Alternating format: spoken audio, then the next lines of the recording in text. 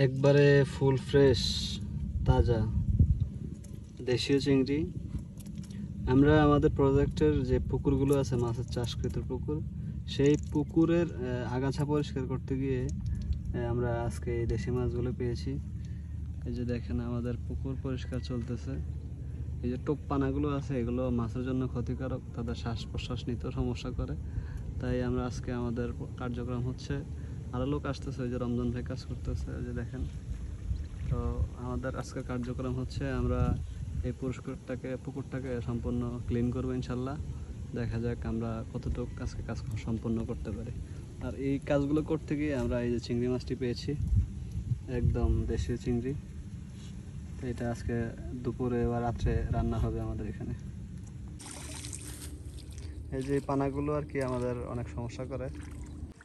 এখনো তাদেরকে খাবার দেওয়া হয়নি, এই যে খাবার নিয়ে আসতেছে আরও। তো দেখেন তারা বুঝতে পেরেছে যে আমাদের খাবারের সময় হয়েছে। দেখেন এই যে লাল তেলাপিয়া, যে লাল তেলাপিয়াগুলো কি সুন্দর লাগে দেখতে। আসলে এটা একটা ক্রস ব্রিড, মনোসেক্স তেলাপিয়ার মতো। এরাও বাচ্চা দেয়, ডিম ফুটিয়ে বাচ্চা দেয়,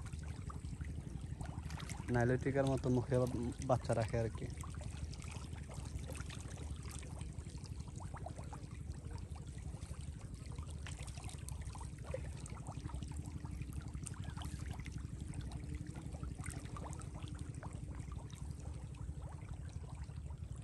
কি সুন্দর সৃষ্টি মহান আল্লাহ পাকের এই জাহান।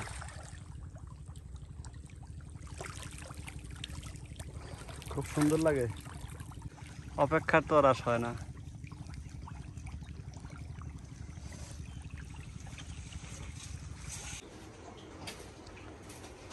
এই যেটা হচ্ছে আমাদের মহিষের ঘর, এখানে মহিষ রাখা হয়। তো তারা এখন মাঠে ঘাস খাচ্ছে। এই যে আমাদের রমজান ভাই সকালের কিছু অবাঞ্ছিত অবশিষ্ট কিছু গোবর ছিল, সেই গোবরগুলো পরিষ্কার করে দিচ্ছে, এবং সাথে কিছু শুকনা বালুই তাদের এই থাকার জায়গাগুলোতে দিয়ে তারপর পরিষ্কার করে দিচ্ছে। এই তো করে তারা রাত্রের বেলায় কমফোর্টভাবে শুতে পারবে এবং কমফোর্টভাবে ঘুমাতে পারবে। গবাদি পশু আসলে যত্নের উপরে সব কিছু। আপনি শুধু গবাদি পশু না, যে কোনো সম্পর্ক থেকে শুরু করে আমরা মানুষ থেকে শুরু করে সব কিছুর যত্ন করতে হয়। যত্ন না করলে কিন্তু সেই জিনিসের মূল্যায়ন থাকে না বা গুরুত্ব থাকে না, একটা সময় সেই জিনিসটা নষ্ট হয়ে যায়। এই যে দেখেন কীভাবে বালি দিয়ে দিচ্ছে রমজান ভাই।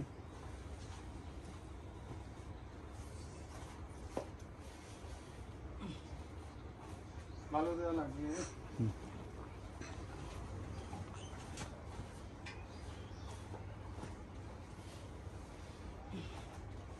এদিকে এদিকে